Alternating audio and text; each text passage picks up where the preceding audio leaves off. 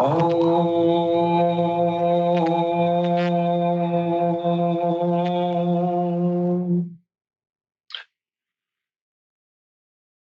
नमो सद्गुरु चरण कमलेभ्यो नमः। ॐ नमो सद्गुरु चरण कमलेभ्यो नमः। ॐ नमो सद्गुरु चरण कमलेभ्यो नमः। ॐ नमो नारायणाय।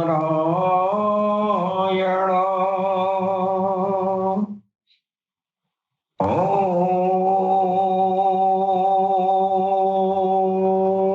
नमो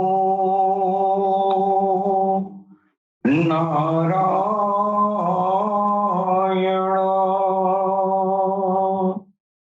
ॐ नमो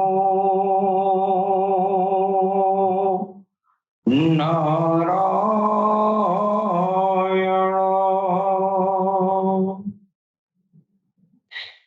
ॐ श्री काल्के वैष्णवे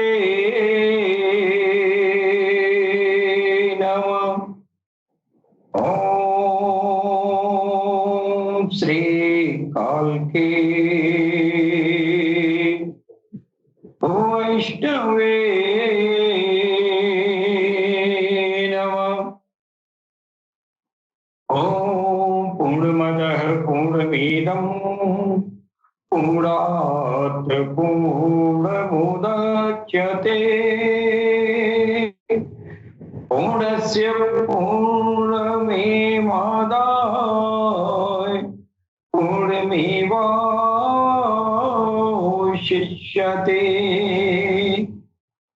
ॐ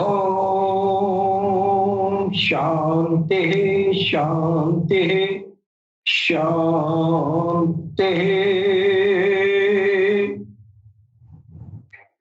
तेजो असि तेजो महिते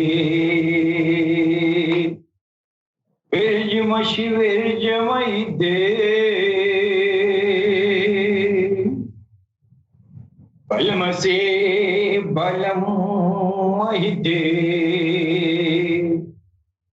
ओजोऽसि ओजो महिते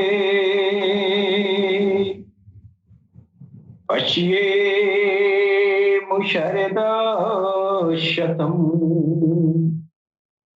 जीवेमु शरदा शतम् श्रेयामु शरदा शतम् प्रब्रवामु शरदा शतम् अधिनाहस्यामु शरदा शतम् भूयाच शरदा शतात्। ॐ शं नो मित्राः संवर्धः शं नो भवद्वर्यमा शं नो इन्द्रो बृहस्पतिः शं नो विष्णु रुरुक्रमः। ॐ शान्तिः शान्तिः शान्तिः।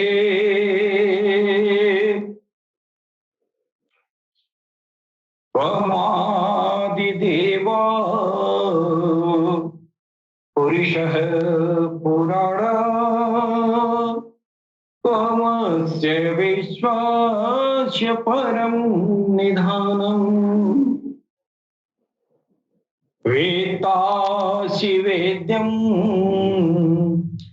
च परं च धाम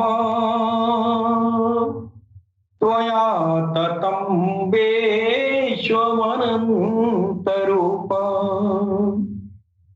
यदा यदा हि धर्मस्य ग्लानिर्भवति भारत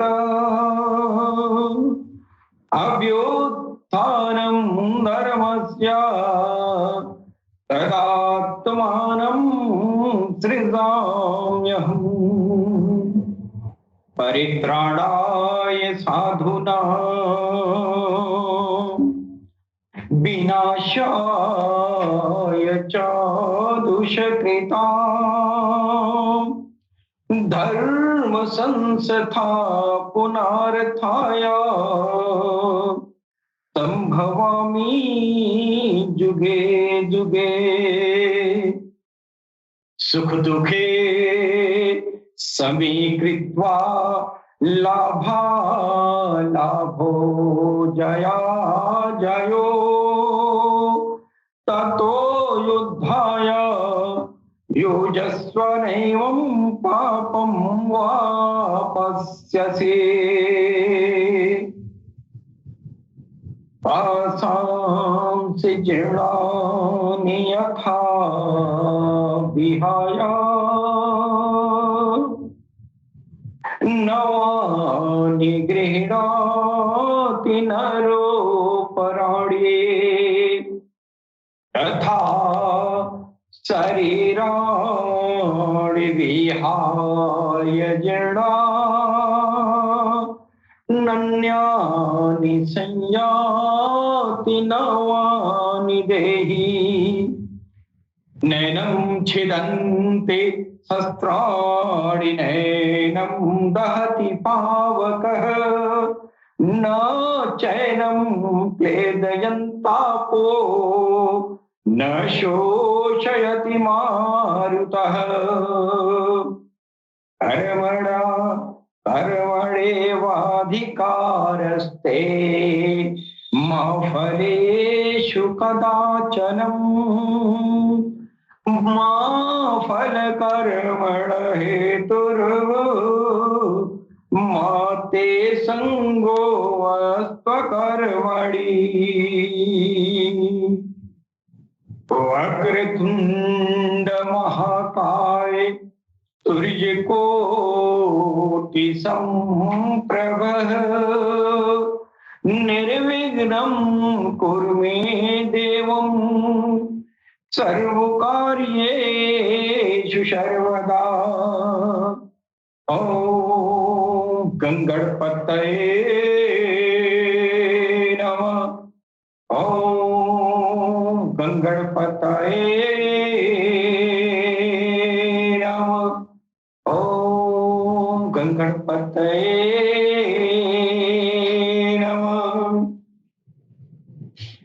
अव्यक्तं व्यक्तिमापन्नं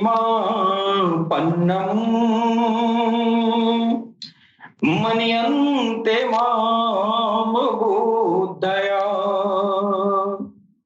परं भावं जानन्तो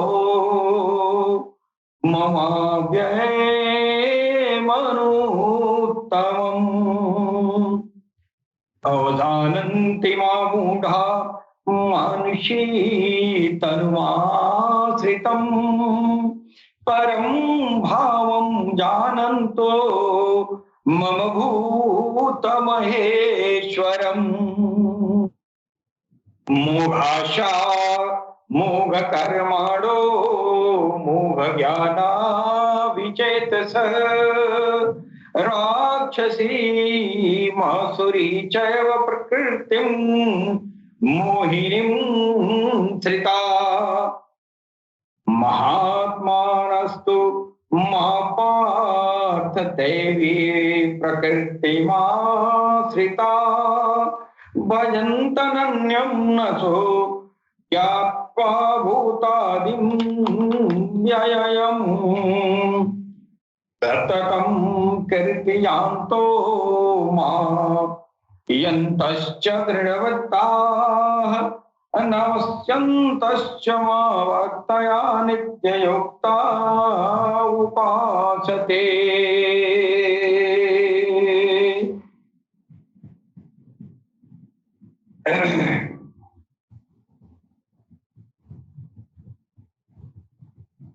सर्वप्रथम हम अपने भगवान सदगुरु सैयदी यूनुस गौहर जी महाराज की चरण कमलों में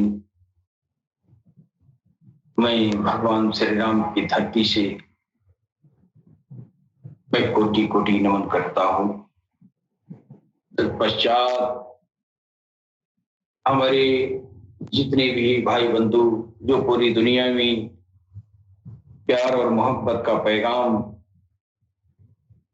सारी इंसानियत के दिलों तक पहुंचाते हैं, उन सभी भाई बंधुओं को मैं सर नवाकर प्रणाम करता हूं। मित्रों, जैसा कि आप जानते हैं कि हमारा अल्लाह टीवी प्लेटफॉर्म सर्वधर्म संभाव से ओतप्रोत है। इस प्लेटफॉर्म पर हम सारी इंसानियत के कल्याणार्थ हृदय सिमरन का अभियान पिछले 2-3 दशकों से हम लोग जारी किए हैं। ये हृदय सिमरन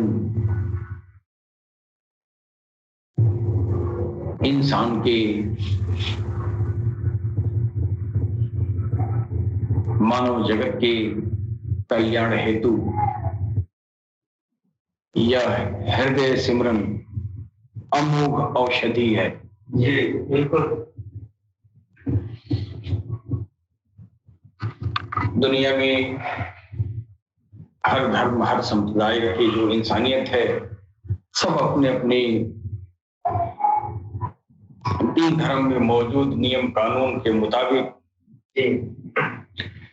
भगवान का भजन करता है, भगवान से जुड़ने का प्रयास करता है जी। और धर्म अर्थ काम मोक्ष का पुरुषार्थ करता है जी। लेकिन वर्षों से यह प्रक्रिया जारी है, युगों युगों से इंसानियत के सेवा में तमाम ऋषि महर्षि नबी अवतार महाअवतार योगी योगेश्वर तमाम तरह की हस्तियां आई जी और चली भी गई।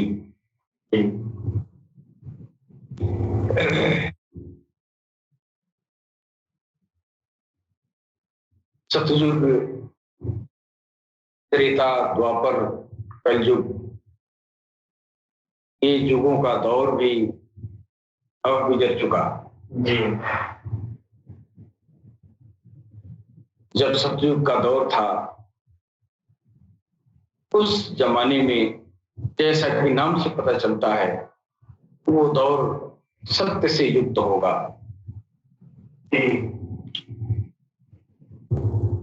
उसके बाद से इंसानियत में बिगाड़ पैदा होता गया और त्रेता का दौर आया जी। उसमें भी बड़े बड़े मनीषी आए, बड़े बड़े ऋषि महर्षि आए जी।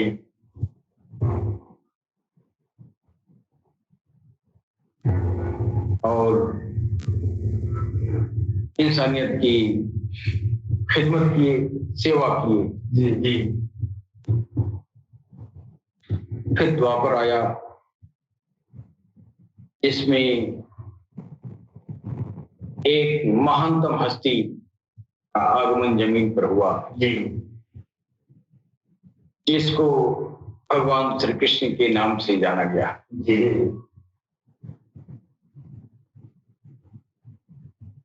किताबों में तो बहुत सारी चीजें उल्लिखित हैं, लेकिन आम जनमानस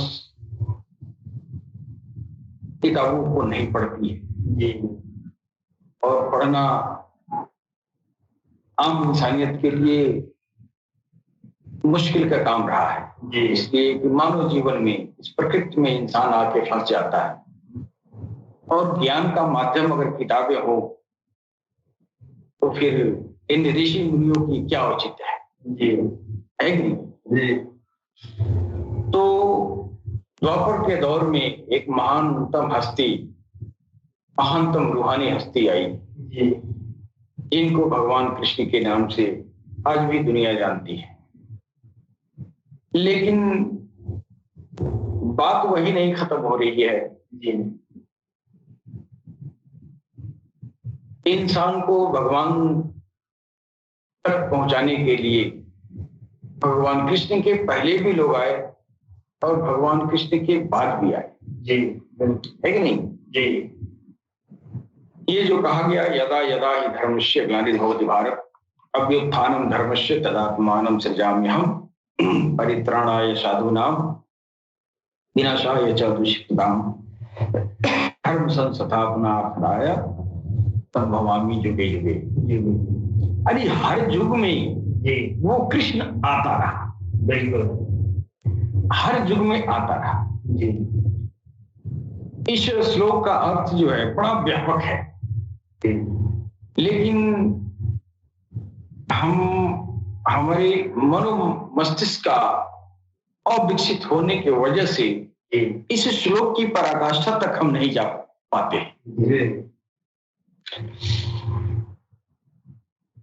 क्योंकि ये भगवान श्री कृष्ण के श्रीमुख से निकली हुई ये बातें हैं जी तो जाहिर है कि ये बड़ी गुह्यतम चीज होगा। बिल्कुल तो आम जनमानस, आम आदमी इसको सीधा अर्थ लगाता है कि जब जब धर्म की हानि होगी तब तब जो है भगवान का आना होगा।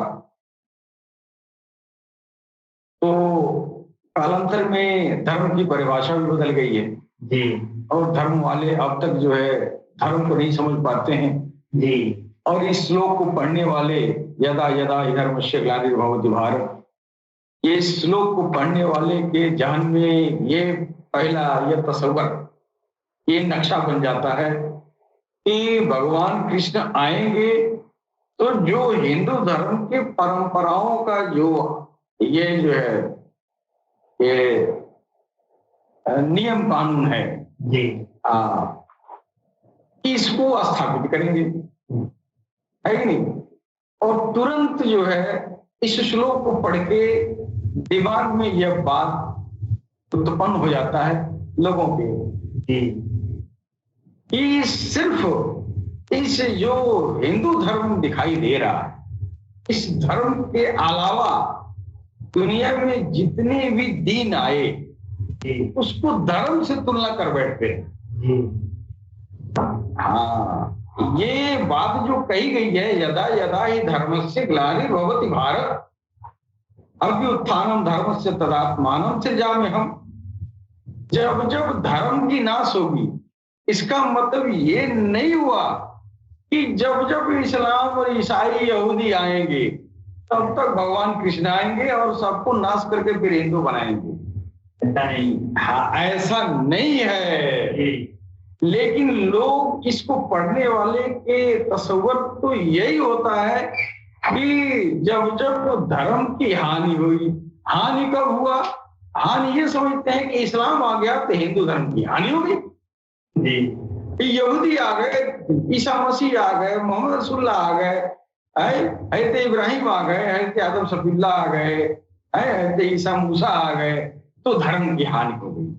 ये लोगों की आम सोच है, जबकि भगवान श्री कृष्ण के मुखारबिंद से निकली हुई ये अमृत वाणी का अर्थ ये तो कदापि नहीं है। धर्म की हानि का मतलब ये कि भगवान कृष्ण ने जिन संस्कारों को विकसित किया जी उन संस्कारों को बिगाड़ देना है कि नहीं? जी उन संस्कारों को बिगाड़ देना ये धर्म की हानि है कि नहीं? बिल्कुल कोई दीन कोई नया बना दिया तो पहले तो दीन और धर्म में अंतर है ना। धर्म वाले दीन को ही धर्म समझ बैठते हैं। दीन धर्म दीन नहीं है, ये कदापि नहीं है। दीन का कानून है कि एक पैगंबर एक किताब लेके ईश्वर की तरफ से आएगा, वो ईश्वर का कानून होगा, उस पर इंसानियत को गामजिल करेगा। वो दीन कहलाता है जिसको बनाने वाला एक इंसान को ईश्वर की तरफ से चुन लिया जाता है, जिसको पैगंबर कहता है कि नहीं?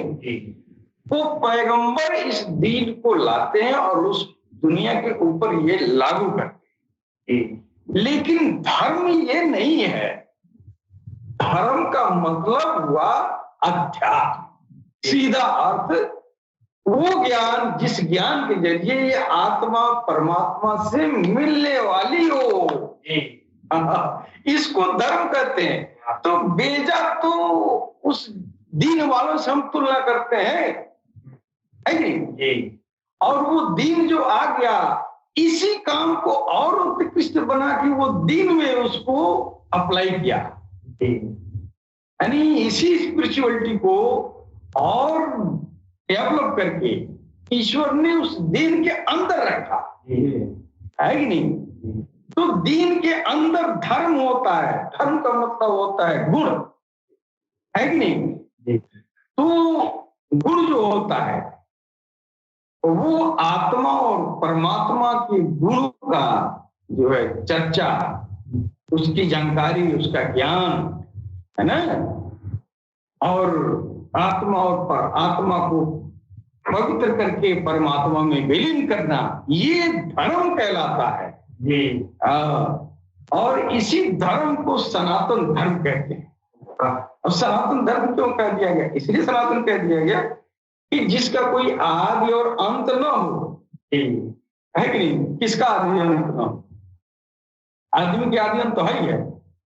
हिंदू धर्म में तमाम तरह के परंपरा आए और गए, रोज नित्य नए नए परंपरा गढ़ दिए जाते हैं। ये धर्म नहीं है। इसके मूल में आत्मा और परमात्मा का मिलन इसका मूल है, ये धर्म है। सनातन ये जिस्म नहीं है, सनातन ये श्रृंगार नहीं है। सनातन मंदिर और ये जो है ये गुरुद्वारा नहीं है।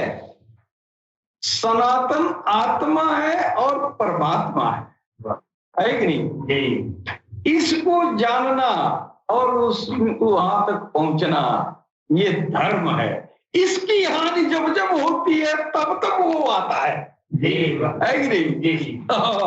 इस ज्ञान की हानि जब होती है, जब इंसानियत जो है आत्मा परमात्मा के ज्ञान को भूलकर सांसारिक विषयों में लिप्त हो जाता है, इसको कहते हैं धर्म की हानि। धर्म की हानि ये नहीं हुआ कि इतने हिंदू मुसलमान हो गए, इतने हिंदू ईसाई हो गए, इतने हिंदू यहूदी हो गए। ये हानि नहीं है, ये आपकी जाहिरी हानि है। ये आपके देखने में हानि लग रही है। हानि क्यों हो गई? आपने धर्म को अप्लाई नहीं किया था, हानि होनी है। इस तरह की हानि होनी है। आपने धर्म को धारण ही नहीं किया, यानी आत्मा परमात्मा से मिलने का जो ज्ञान है, इस ज्ञान को आपने हासिल ही नहीं किया, तो फिर हानि होगी ना। और जो दीन आए, जो पैगंबर लेके आए, इसी आत्मा परमात्मा किसी धर्म को उन लोगों ने अप्लाई किया, तो किसी को वो समझ में आया तो चला गया, है कि नहीं? अपना नहीं समझ में आया, उसको समझ में आ गया। अपना बेसिक ज्ञान नहीं समझ में आया और ऊपर का ज्ञान वो सुन लिया तो बिचल गया, है कि नहीं? बिचल गया, तब आप कह रहे हैं धर्म की हानि हुई, है कि नहीं? तो आप जब गुमराही में रहेंगे तो कभी भी बिचल जाएंगे। आप अपने धर्म की जो मूल चीजें हैं वो आप उसको धारण नहीं करेंगे, उस पर अमल पैरा नहीं होंगे तो कभी भी फिसल जाएंगे। है कि नहीं? आज की तारीख में धर्म की मुसलसल हानि हो रही है, खास तौर से सनातन की। है कि नहीं? क्यों? तो सनातन को अप्लाई करने वाले उसको सही इंप्लीमेंट नहीं कर रहे हैं। अगर सही इंप्लीमेंट करते तो लोग जो है क्यों जो है इस सनातन को छोड़ के और दीन को धारण करते। दीन में धर्म धारण के लिए जा रहा है और तेरे पास धर्म तू इंप्लीमेंट नहीं कर रहा है, उधर इंप्लीमेंट कर दिया चला गया। है कि नहीं? तो मूल कारण तो किसी का ये नहीं है। हमारे दीन और धर्म को सबसे, हमारे ये जो है सनातन धर्म को नुकसान करने वाले सबसे ज्यादा सनातनी है। है कि नहीं? बिल्कुल सबसे ज्यादा सनातनी। इसीलिए कि उल जुलूल तर्क पेश करके जो मुख्य बातें भगवान कृष्ण जो बताई हैं, उन मुख्य बातों से हटके उल जुलूल तर्कों के हिसाब से लोगों के मानसिकता को जो है ये संतुष्ट किया जाता है। और जब संतुष्ट वो हो जाता है उल जुलूल तर्कों पे, जिसका कोई ये जो है कोई जेन्युइन चीज नहीं होती है, उस तर्क में हकीकत जब नजर नहीं आती है तो सुनने वाला कभी भी डुलमुला जाएगा ना।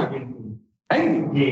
भगवान कृष्ण ने अगर गीता का सही इम्प्लीमेंट अगर अब तक की गई होती तो आज तक कोई भी हिंदू मुसलमान या ईसाई नहीं होता। आपने इम्प्लीमेंट नहीं किया, है कि नहीं? और धर्म की तुलना आप दीन से लगा ली। अरे यार आप तो खुद विशिष्ट हैं, ये विशिष्टता सब धारण किए हैं दीन वाले। तो आप ऐसा कर रहे हैं कि आपका इम्प्लीमेंटेशन, आपका इम्प्लीमेंट जो है वो रॉन्ग डायरेक्शन में जा रहा है। तो आप जो है वाकपटुता से अपने धर्म को नहीं बचा सकते, ज्ञान से बचा सकते, जिस ज्ञान को भगवान कृष्ण ने प्रदान किया है कि नहीं? तो जब जब धर्म की हानि हुई तब तब आते हैं। तो मेरा मतलब ये स्पिरिचुअल साइंस ये खत्म हो गया, लोगों के दिलों से खत्म हो गया। ये दिलों का ज्ञान जो दिलों के जरिए ईश्वर तक पहुंचता था, इस ज्ञान का, ये आत्मा परमात्मा से जो मिलने वाला ज्ञान है, इस ज्ञान का जो है ह्रास हो रहा है। इसकी जगह पर आडंबर जगह ले रहा है। ये धर्म की हानि है। जब जब हानि हुआ है तब तब कृष्ण आए हैं, भले मोर पंख न लगाए हों लेकिन आए हैं, आए हैं। और ये आज भी लोग बैठ के इंतजार कर रहे हैं कि कृष्ण अब आएंगे तब आएंगे, अब आएंगे तब आएंगे। है कि नहीं? वो तो कभी भी वो देखते हैं कि ये इंसान का दिल जो है जुल्मत से भर गया है, फिर वो जो है किसी इंसान के अंदर वो परमपिता परमेश्वर का परम भाव अवस्थित हो जाता है जो भगवान कृष्ण के अंदर था। वही परम भाव जो परमपिता परमेश्वर का है वही कृष्ण के जुबान से बोला। वही वादा किया कि हम जब जब हानि होगी तब तब हम आएंगे, इंसान को उबारेंगे। तो जब जब उसकी याद से आप भूल गए, गाफिल हो गए, तब तब वो गुरु के अंदर आके समाहित हुआ। है कि नहीं? वो परम भाव गुरु के अंदर आके बैठा। वो उस गुरु के जरिए फिर हमको वही कृष्ण हिदायत दे रहे हैं। है कि नहीं? इसी पर वो कहा गया यदा यदा धर्म से ग्लानिर्भवति भारत। पहले ही आप समझ बैठते हैं, अपने तुलना सारे मजहब वालों से कर लेते हैं। है कि नहीं? हालांकि बड़े बड़े विद्वानों की जुबान से मैंने सुना है कि ये सनातन धर्म नहीं है ना। अब वो इसलिए कहते हैं कि उनको मालूम नहीं है धर्म और दीन दोनों अलग अलग है। वो दुनिया से तुलना कर बैठते हैं। सनातन एक स्पिरिचुअल साइंस है, यानी एक उत्कृष्टतम जीवन शैली, जिसमें आत्मा को प्यूरिफाई करके परमात्मा तक पहुंचाया जाता है। जी जी इसको सनातन कहते हैं। इसके अलावा जो है परंपराओं का नाम थोड़ी सनातन है जी, कि नहीं? बिल्कुल। तो हम आज जो है चाहेंगे कि आत्मा और परमात्मा यानी सनातन के राह पर चलते हुए, जी है कि नहीं, जी जो परमात्मा के रास्ते में चल दिया जी उसका क्या गुण होता है, क्या उसका लक्षण होता है, जी मैं उस पर चर्चा करना चाहूंगा। और परमात्मा का क्या गुण धर्म होता है जी कि नहीं? हाँ, गुण धर्म। ये धर्म जो है, धर्म का मतलब गुण से है। जी हाँ, धर्म एक विशेषण है। धर्म जो शब्द है वो विशेषण है। इस विशेषण को ये संज्ञा के रूप में इस्तेमाल किया जाता रहा है कि नहीं? हाँ, ये संज्ञा के रूप में हमेशा इसको नाउन समझता रहा है। बड़े बड़े मनीषी अभी भी धर्म शब्द को ये जो है नाउन के जगह पर इस्तेमाल करते हैं। यही सबसे बड़ा मिस्टेक है और यहीं पर हम अपने धर्म से विचलित हो जाते हैं। यहीं से हम धर्म की हानि कर बैठते हैं, है कि नहीं? जब हम दूसरे के ये जो है दीन से अपने धर्म की तुलना करेंगे तो जाहिर है कि हम गुमराह होंगे। हो सकता है दो चार आदमी कट के इधर से उधर चले जाए, हो ही रहा है। क्यों हो रहा है? देश काल परिस्थिति के अनुरूप जो है पैगंबरों का आना हुआ। उस देश काल परिस्थिति के अनुरूप ईश्वर ने जो कानून उनको दिया ये इंप्लीमेंट करो। और इसमें आप जो धर्म का हल्ला कर रहे हैं उसके ऊपर वो परिस्थिति जन्य चीजें इसके ऊपर जो है एडॉप्ट कर जाता है। तो देखता है ये तो हमारे लिए अनुकूल है तो चला गया। अब आप कहते हैं, रोने लगते हैं, मेरा धर्म की हानि हो गई। अरे यार, धर्म की हानि इसलिए हो गई कि तू खुदे हानि करवा दिया, है नहीं? और ये हानि जितना ही लोग धर्म बचा रहे उतना ही हानि हो रही है। क्यों रही? आप जानते नहीं है हानि क्या है, लाभ क्या है कि नहीं? तो सबसे पहले हम ये जो है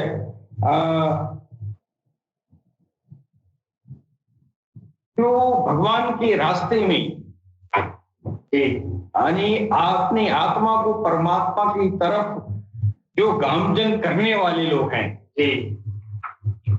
जो साधक हैं, जिनको योगी कहा गया है कि नहीं, आराधक कहा गया है। ये कर्म योगी, सांख्य योगी, कई तरह के योग बताया गया है।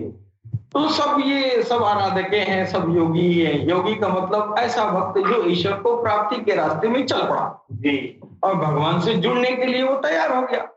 योग का मतलब ही होता है जुड़ना, है कि नहीं? तो जब वो भगवान की तरफ वो जब चलने लगता है तो वो जो है एक बहुत बड़े महाभारत का युद्ध उसके सामने होती है।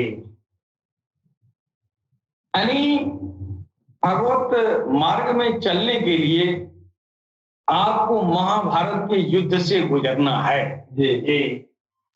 इस महाभारत के जो युद्ध जो ये जो है भगवत गीता लिखा गया है और ये महाभारत जो लिखा गया है, जो कहानियां हैं, मैं ये नहीं कहता कि ऐसा हुआ नहीं है, लेकिन ये सब जो है इस भगवत मार्ग में चलने वाले साधक के लिए ये सारे प्रतीकात्मक ये कहानियों को बनाकर समझाया गया है। जब आप भी भगवान के रास्ते में चलना शुरू करेंगे तो आपके बीच में एक कृष्ण होना चाहिए। बिल्कुल। फिर वो महाभारत का युद्ध रचेगा, एक तरफ कौरव और एक तरफ पांडव होंगे, है ना? ये कुरुक्षेत्र होगा और ये उसी में धर्म क्षेत्र होगा, है कि नहीं?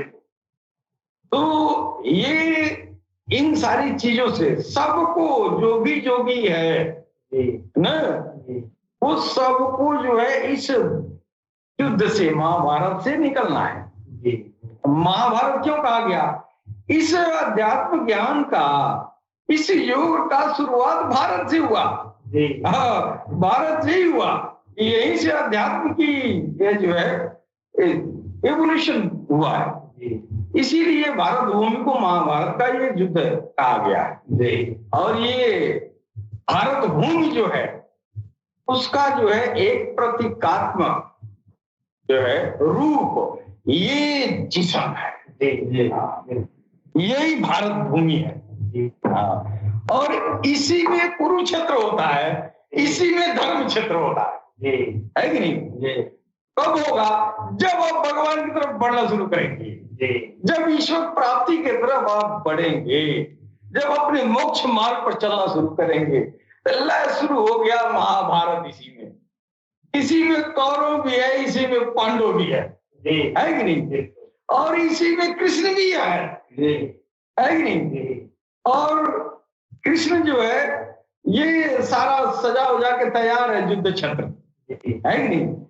लेकिन ये कृष्ण इस हर युद्ध में, अरे हर इंसानियत के आध्यात्मिक रास्ते में जब वो युद्ध चालू किया, तो एक कृष्ण बाहर आके खड़ा होता है और उसके निर्देशन में ये युद्ध होता है अंदर वाला, है कि नहीं?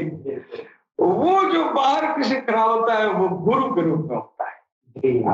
वो गुरु वही योगेश्वर कृष्ण है कि नहीं? अब आप साधक बन गए और आपने अपने रब के, अपने ईश्वर के, अपने प्रभु की तलाश में निकल पड़े, अपनी आत्मा को लेके चल पड़े प्रभु की तरफ। अब इस रास्ते में मदद करने वाला जो गुरु होगा वही कृष्ण है। क्यों? तो वो तभी मदद कर पाएगा जब वो कृष्ण हो जाएगा। कृष्ण नहीं हो पाया तो वो मेरी मदद नहीं कर पाएगा ना। तो वास्तव में हमको योग के रास्ते में चलाने वाला जो गुरु है उसके अंदर साक्षात उस कृष्ण का परम भाव मौजूद है। वो परम पिता परमेश्वर का परम भाव मौजूद है जो उस महाभारत में कृष्ण के अंदर था। अव्यक्तम व्यक्तिमापन्नम मन्यन्ते मामो बुद्धया है। तो ये जो है वो चीजें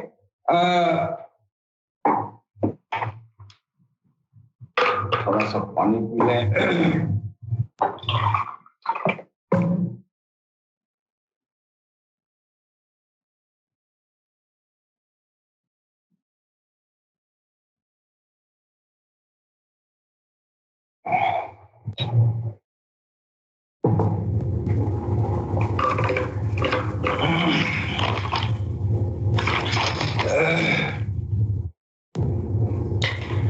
तो वही कृष्ण जो है वही कृष्ण गुरु के रूप में आपके सामने होता है। जिस कृष्ण के बारे में कहा गया अव्यक्तम व्यक्तिमापन्नम, खुद कृष्ण ने कहा अव्यक्तम व्यक्तिमापन्नम मन्यन्ते माम बुद्धया परम भावम जानन्तो ममाव्यय मनुत्तमम मनुत्तम न ममाव्यय मनुत्तमम, अर्थात बुद्धिहीन मनुष्य मेरे सर्वश्रेष्ठ अविनाशी परम भाव को न जानते हैं न।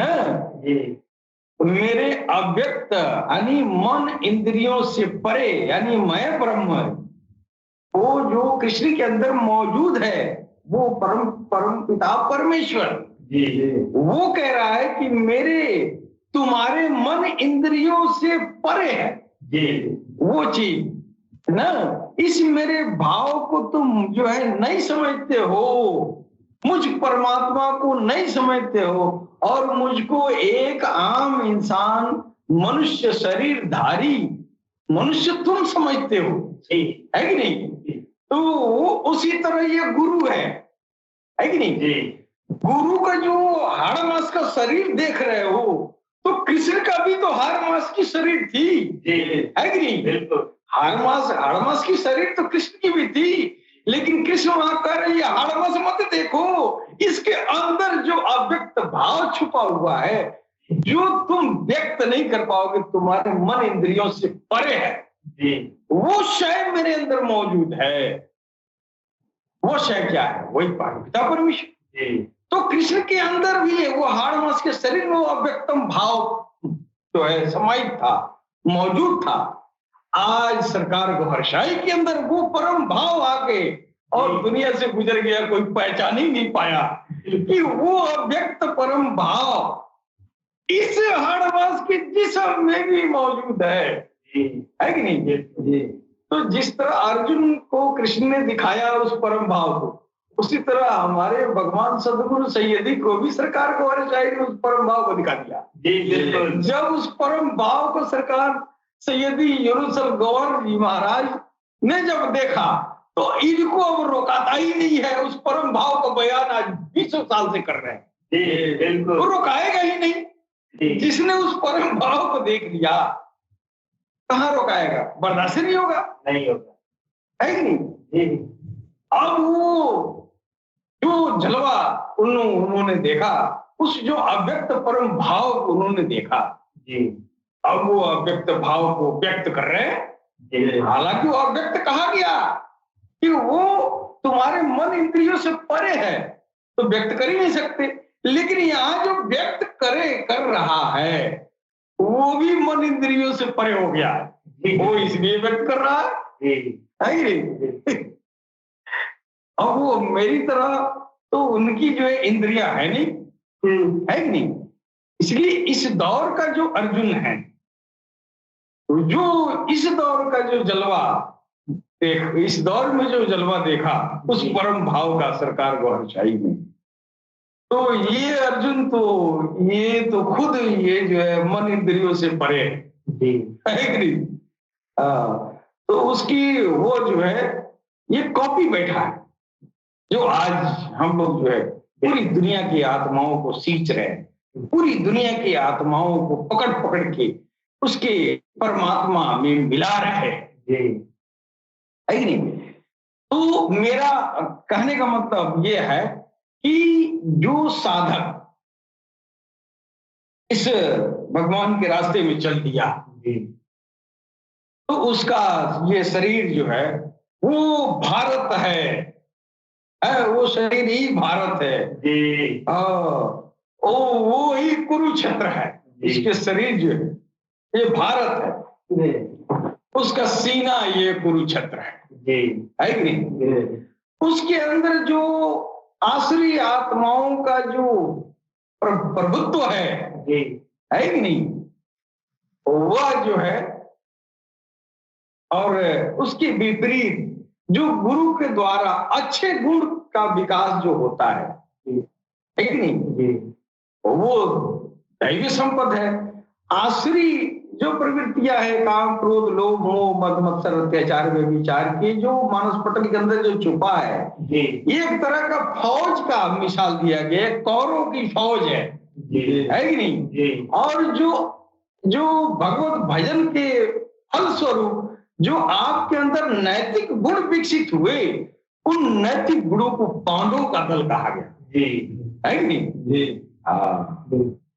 अब इस पर जो है ये दोनों में जब तक साधना आराधना हो रही है कि नहीं, तब तक ये कुरुक्षेत्र है, कुरुक्षेत्र हो गया।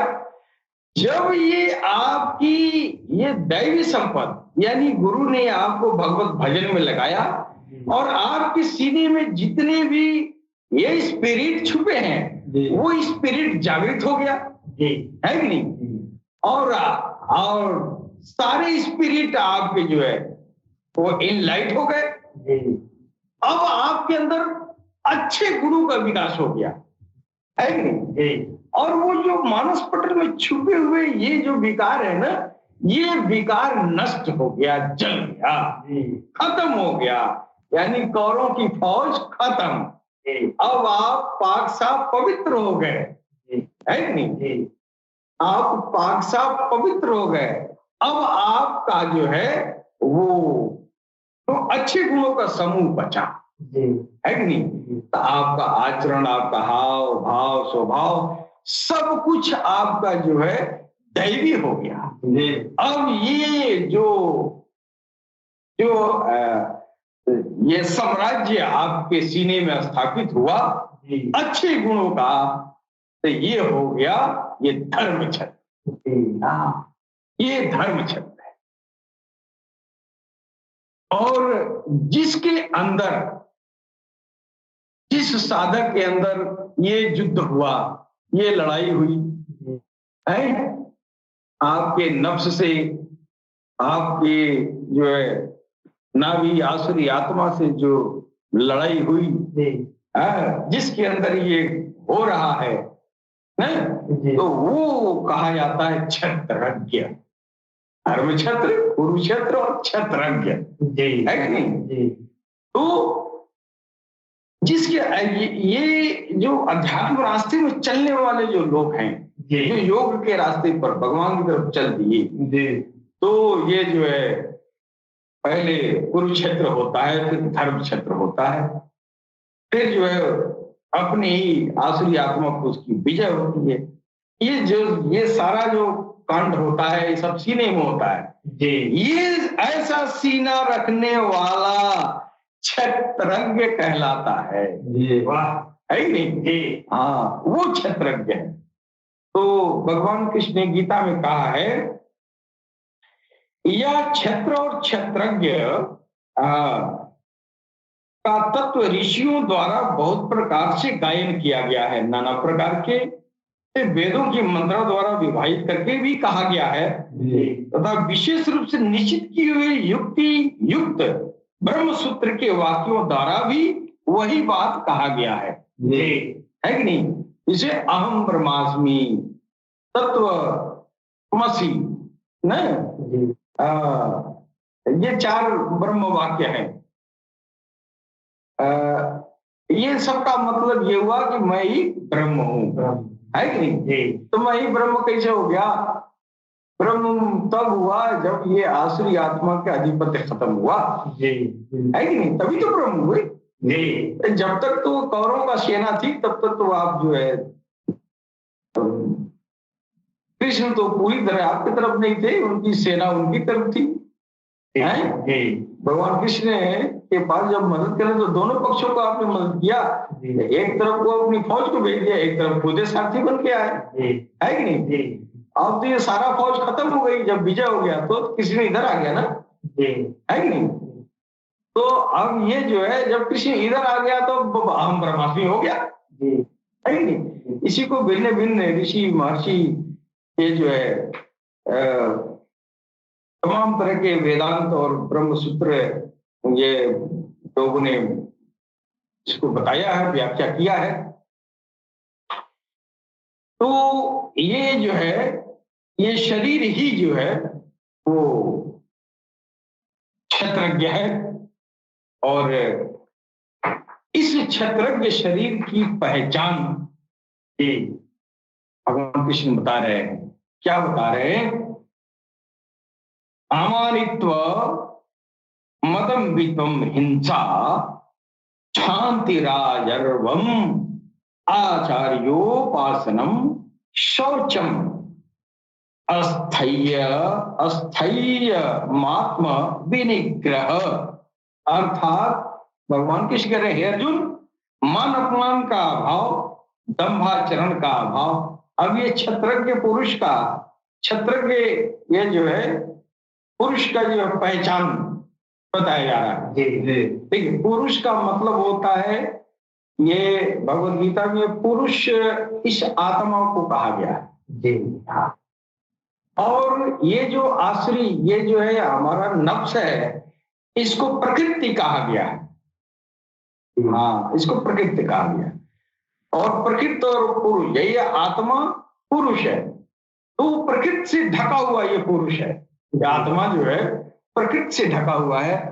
इस प्रकृति की माया की ये जो जाल है, ये आसुरी आत्माओं का जो प्रभुत्व है, ये जो है, ये क्या बोलते हैं, नफ्स का जो अधिपत्य है, इन सबको प्रवृत्ति कहते हैं। और ये आत्मा इन सब चीजों से ढकी रहती है कि नहीं?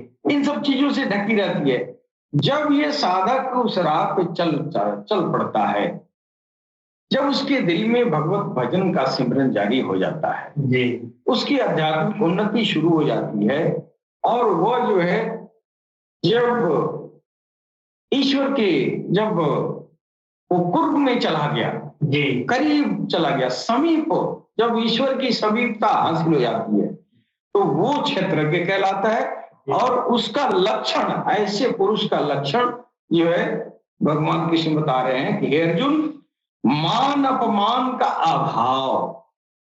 हाँ, ऐसे योगी, इनको इस बात की खबर नहीं रहती है कि दुनिया हमारा इज्जत कर रही है या मेरा अपमान कर रही है कि नहीं। ये क्षेत्रज्ञ, एक सूफी, जिसको जो है क्षेत्रज्ञ कहा गया, सूफी जो इस्लाम में सूफी कहा गया है, जिसके अंदर महाभारत हो चुका है और विजय वो पा लिया है, अब वो क्षेत्रज्ञ है कि नहीं, जो अपने नफ्स को काफी हद तक जो कंट्रोल कर लिया है।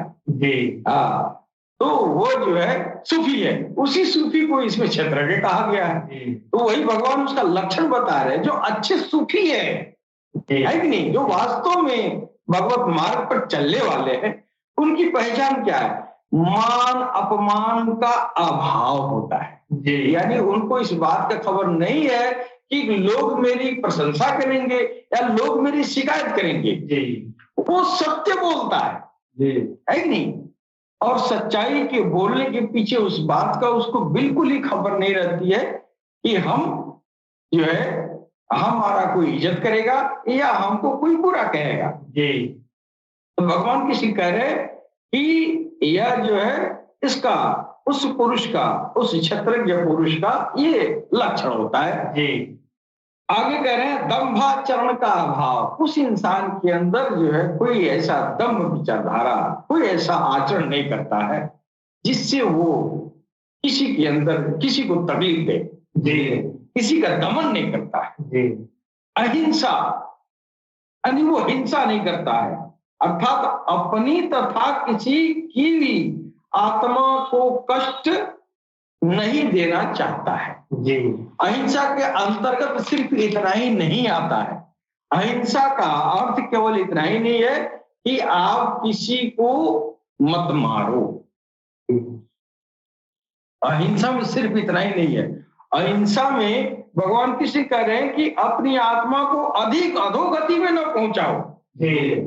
अगर आप अपने अंदर जो है उस भगवत नाम की सिमरन आपके अंदर जागृत नहीं है, भगवत नाम की ज्योति आपके अंदर नहीं है, आप भगवत नाम को हासिल नहीं करते हैं, आप उस सदगुरु को जिसके अंदर ईश्वर का परम भाव अवस्थित है, अगर उसको आप नहीं पकड़ते हैं तो आप अपनी आत्मा को अधोगति में पहुंचा रहे हैं। ये खुद के साथ अहिंसा है, यानी ये खुद के साथ हिंसा है। अहिंसा वो हुआ, खुद के साथ अहिंसा ये हुआ कि आप किसी पारंगत गुरु का हाथ पकड़े और कहें कि हमारे गुरु क्षेत्र से ये हमको उभारिए और धर्म क्षेत्र स्थापित करिए। कोई ऐसा गुरु पकड़िए है। जब गुरु आप पकड़ते हैं तो आपके अंदर पहले ये जो है धर्म क्षेत्र स्थापित करता है। धर्म क्षेत्र कैसे स्थापित होता है? धर्म क्षेत्र स्थापित होगा इसे भगवान का नाम को सिमरन का दान आपके हृदय में बसा देगा। आपके दिल की धड़कने अल्लाह अल्लाह या राम राम में जारी हो जाएगी। उससे जो नूर बनेगा, जो ज्योति बनेगी, जो डिवाइन एनर्जी बनेगी, उस डिवाइन एनर्जी के प्रभाव में आपके मानस पटल पर छुपे हुए ये विकार दूर होते हैं। फिर आपका सीना क्षेत्र, जब आप क्षेत्रज्ञ सीना वाले हो गए, यानी आपके अंदर वो भगवत नाम की ज्योति जल गई है। अब उस ज्योति के प्रभाव में अब ये विकार नहीं आए, बोले कि नहीं? तो अगर ये काम कोई नहीं करता है, यानी सदगुरु का हाथ नहीं पकड़ता है, अपने दिल में भगवान के नाम की ज्योति नहीं जगाता है, तो वो अपने आत्मा को अधोगति में पहुंचा रहा है और वो अपने साथ हिंसा कर रहा है। है नहीं? लेकिन किसी सदगुरु का हाथ पकड़ा और अपने ये जो है आत्मा को अधिक अधोगति से निकालने के लिए, अपनी आत्मा को उन्नति कराने के लिए कि इसको पाक साफ पवित्र करके हमारे प्रभु में मिलन करा दें, अगर ऐसा कोई करता है तो अपने साथ अहिंसा करता है कि नहीं?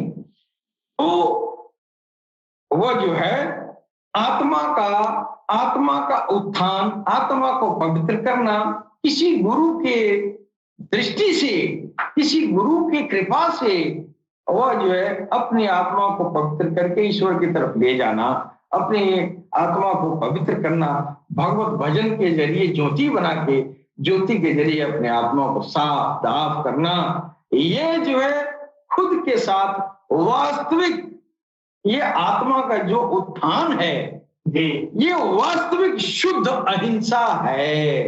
असल अहिंसा यही है। अहिंसा के अर्थ में ये नहीं कि चींटी न मारो और ये जो है जानवर न मारो, चाहे गोश मत खाओ चाहे मछली मत खाओ।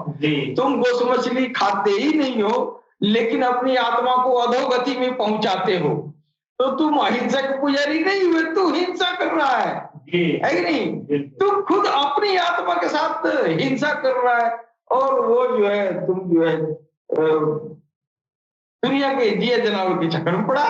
तो अपनी वही जीव तेरे अंदर है, तू पहले इसको उत्थान कर, है कि नहीं? तो ऐसा अपनी आत्मा को उत्थान करने वाला वो इंसान जो है खुद वह अहिंसा का मार्ग चलता, उसी को अहिंसा कहते हैं।